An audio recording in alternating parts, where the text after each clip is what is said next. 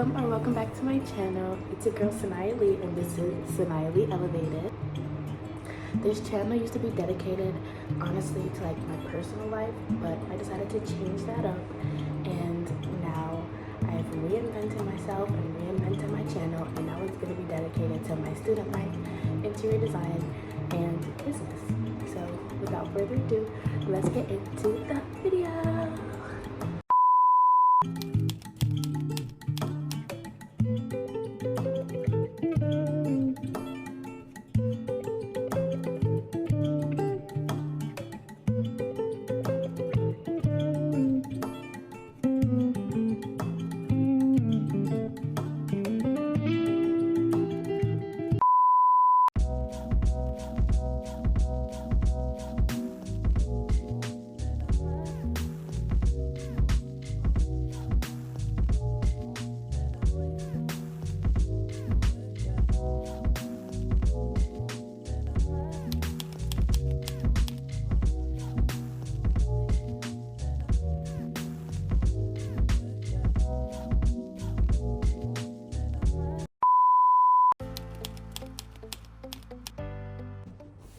Okay, endpoint, midpoint, center, node, quadrant, intersection, insertion, perpendicular, and nearest.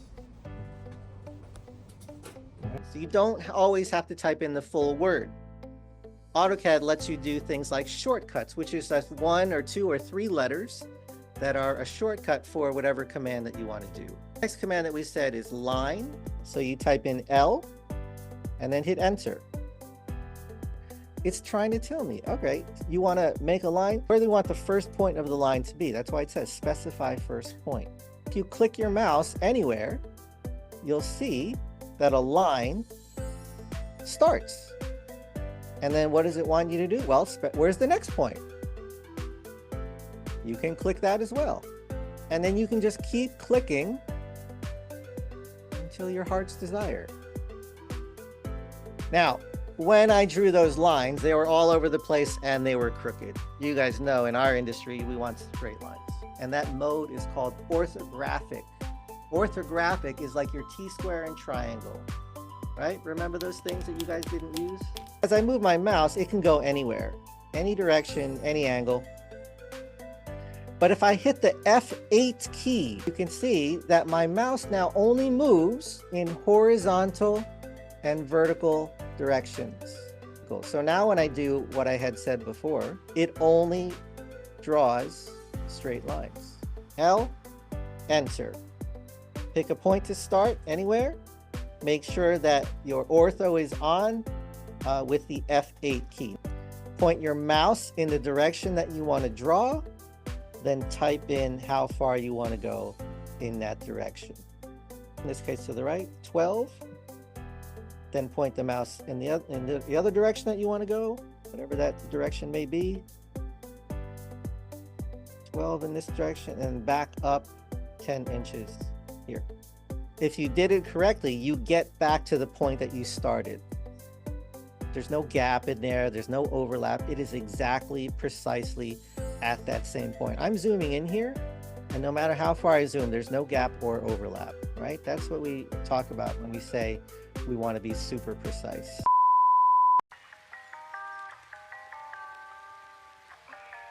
Ridiculous. I'm sorry. Oh, that's all right. What you call distance. And the shortcut for distance is DI, 2 letters this time.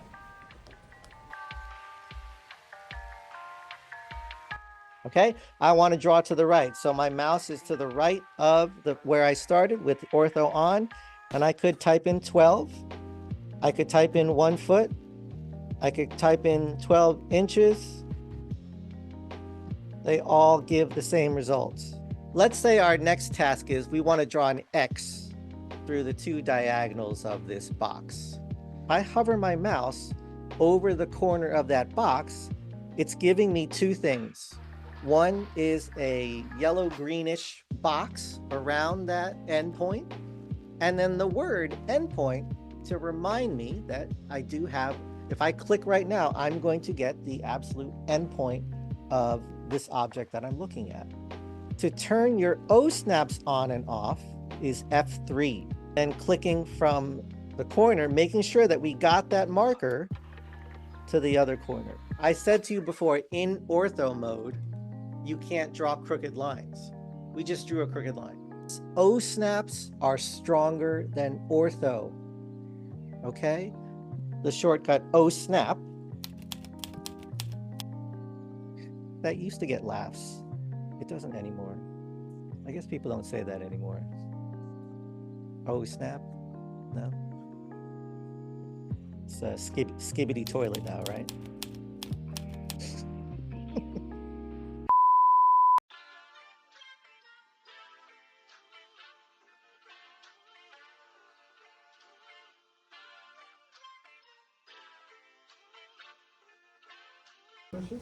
Yeah, I was just gonna ask, like, when you type in the numbers and stuff, you don't have to actually click the box, you just type it and then... Okay. You never ever have to type, click anywhere to type. You just type, AutoCAD knows that you're Okay. trying to talk to it.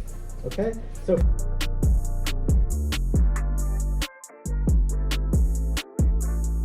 lines in our drawing. Now this is where you get into that discussion about why can't people draw by hand anymore? And yeah, there's people that when they draft by hand, it looks more beautiful, it looks more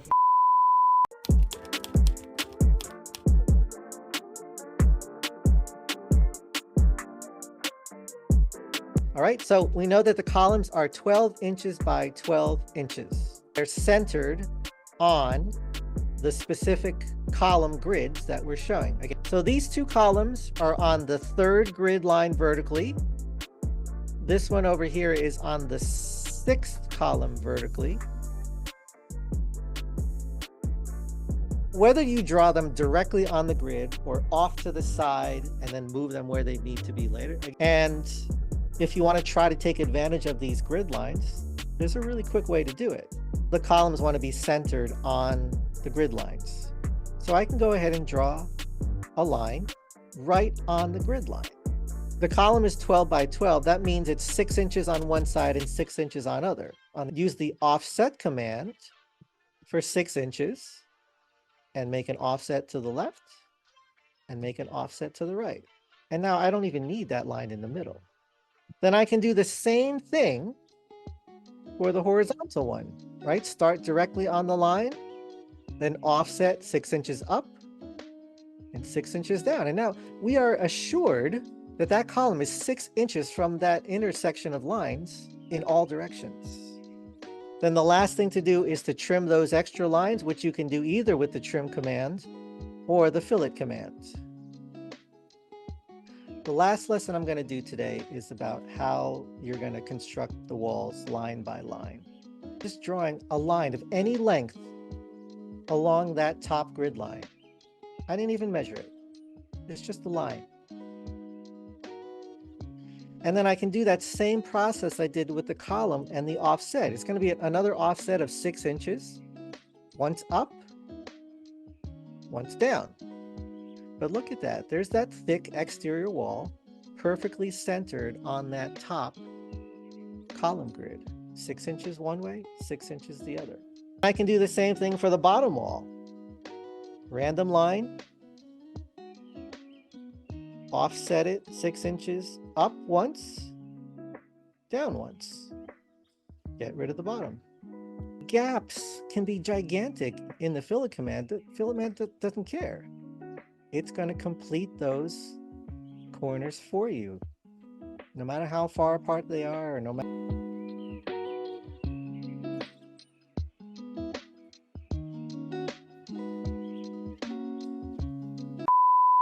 So I just finished my first ever computer-aided drafting class of the semester. Now I'm on my way back to my dorm so that I can just work on one of my assignments for my building constructions class and maybe work on another assignment, who knows yet. I actually kind of like the class, but I'm a little nervous, not gonna lie,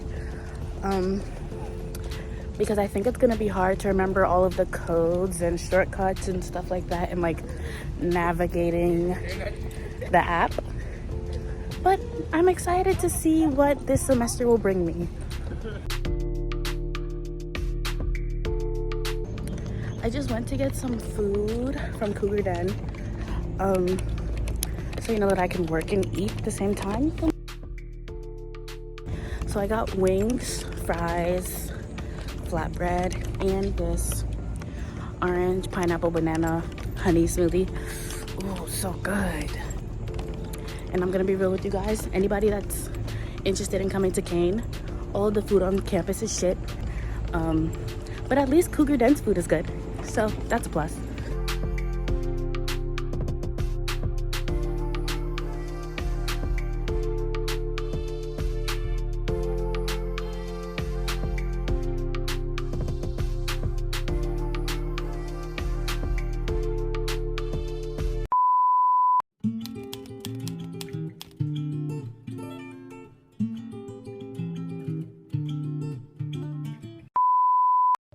So in today's video, I'm gonna be starting an assignment that I was assigned in my first ever class of the semester, which is my building construction class.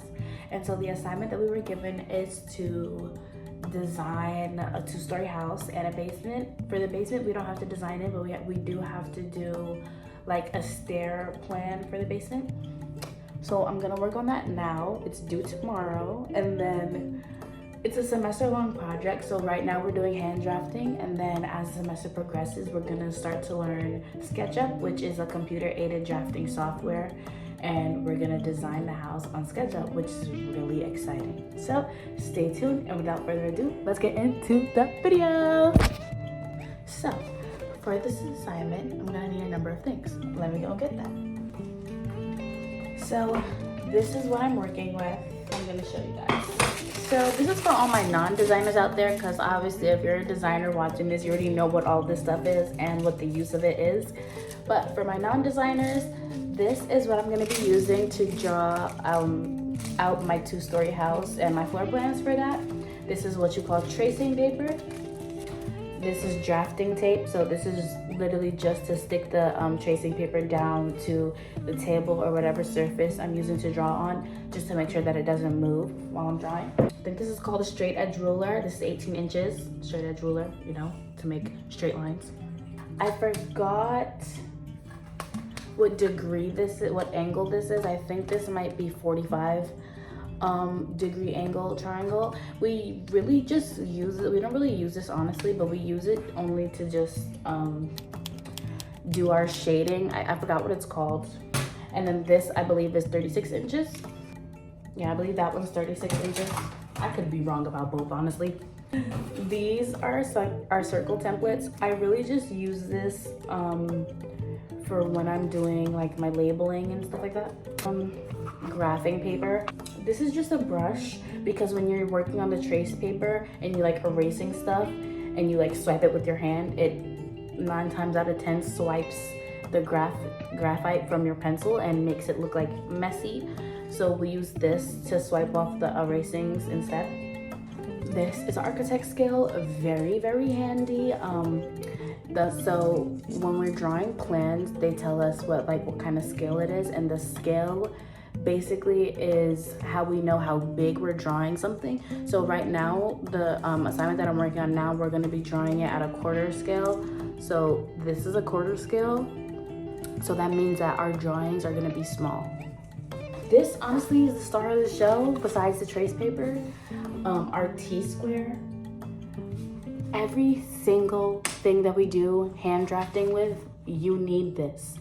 This is the holy grail. This is how you're gonna make sure that your lines and everything is precise and beautiful and nice and straight. And if you don't use it, trust me, you're gonna hear about it from your professors, because you need to use it. Honestly, I don't know how I'm gonna set up my phone right now so that I can record. Last semester, when I was making my little 3-minute long videos for my Instagram, at Elevated by Saniyah Lee, check me out. When I was making my videos for my Instagram, I had like a phone stand in my dorm, but it broke. So you guys are just gonna have to bear with me, okay? I'm gonna show you guys some of the stuff that we worked on last year that's in my books. Last year we had a project in my Elements and Principles class where we had to basically design our own chair. We had to literally make it. I believe I made mine using cardboard and chipboard, or either cardboard and foam core. And then we had to do a group assignment where 2 or 3 people combined their chairs and made a big chair for our professor to sit on. And it had to be able to hold his weight for a certain amount of time. Maybe I'll add the video in this video because it's actually pretty funny, and it was actually a pretty fun assignment too. It's tall. Yes, you did. I'm on my tippy toes. That's a high fall. Don't wiggle, just stay still. Oh shit, he's going through it. That's good, let's just stay there. Don't breathe, just hold it in. Don't breathe wrong. Careful, careful. That's how you want to go about it? Oh, you tell me. Sure. Yeah. Yeah, I feel like yeah. the other way would have. Because you're supposed to lay on it. The shell part is just for decoration.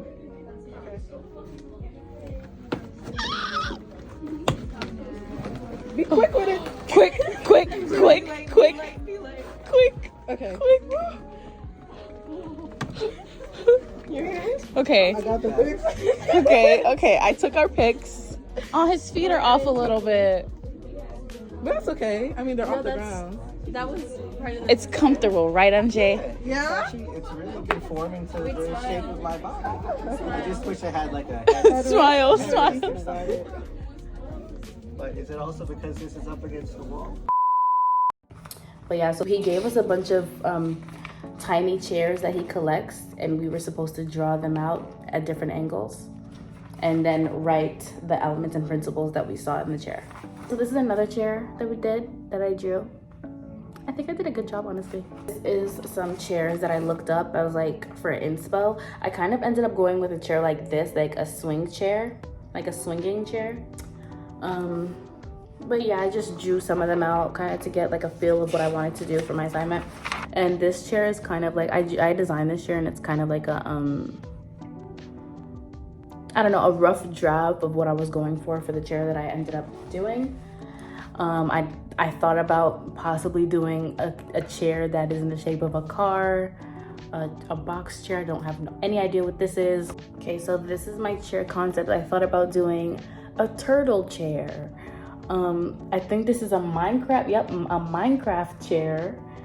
And then I thought, okay, nature, because I really like nature. So I was thinking, okay, maybe I can do a chair that's kind of like the backboard of the chairs in the shape of a sun. And then this is just another angle of that turtle chair. I don't know what I was thinking. And this is kind of what I ended up going with. So I wanted to keep that nature vibe. So for the back end of the chair, I made it look like leaves. And so I literally, when I made it with like physically, when I made it the 3D version, I made it like this because it was easier, but I cut holes in it to make, I cut holes in it in like the shape of leaves. So I can still kind of have that nature vibe. And then I made like a cover for the chair, because I was thinking like, okay, realistically, if this chair was to be made, maybe it'd be an outside chair. Like instead of our normal benches, maybe we can have a bench like this with this kind of canopy on top. I don't know. I ended up making it though, and I ended up adding cup holders for some reason. Okay, this is for one of my other classes. I forgot what, I think it was Intro to Interior Design. Basically, we had to design a retail space, and we were selling something. So what I decided to do my space on was the tote bags by Marc Jacob. And so I designed a space inside of a mall displaying that. And that's it. Let's get to this assignment.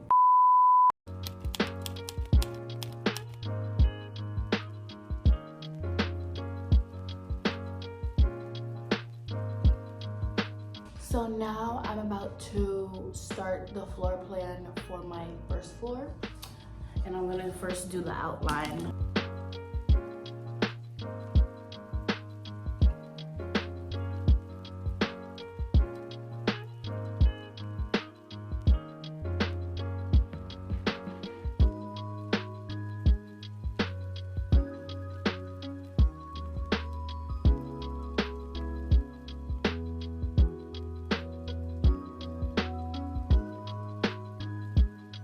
For the exterior wall, And 6 inches, like I said, I don't know if 10 inches thick is the standard for basement walls, but 6 inches thick for the exterior wall is the standard.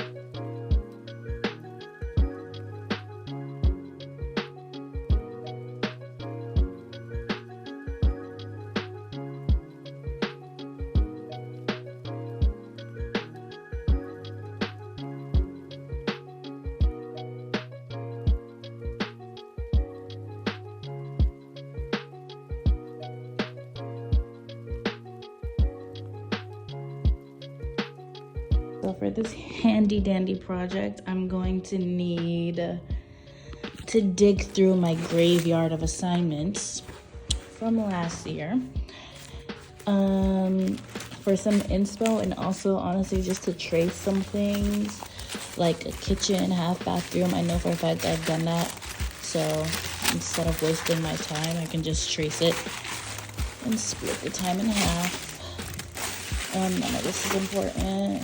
Okay, let's go through this. Anything that's an elevation in this pile, I'm just gonna get rid of it because I don't need it. Like this. I'm not gonna open it fully, but like this is the elevation. I don't need that. Like,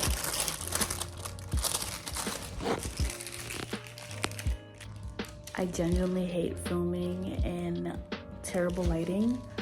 So I think I'm gonna take a break from filming today because I don't even have my light stand with me. And I'll probably finish filming tomorrow. So that's the end of today's video. I hope you guys enjoyed. As always, thank you for clicking on my video, taking time out of your day to spend some time with me. It means a lot. Don't forget to like, comment, share, and subscribe, and turn on your post notifications so that you get a notification every time I make a new upload. And as always, I appreciate all the support. So thank you. And I'll see you guys in the next one. Bye.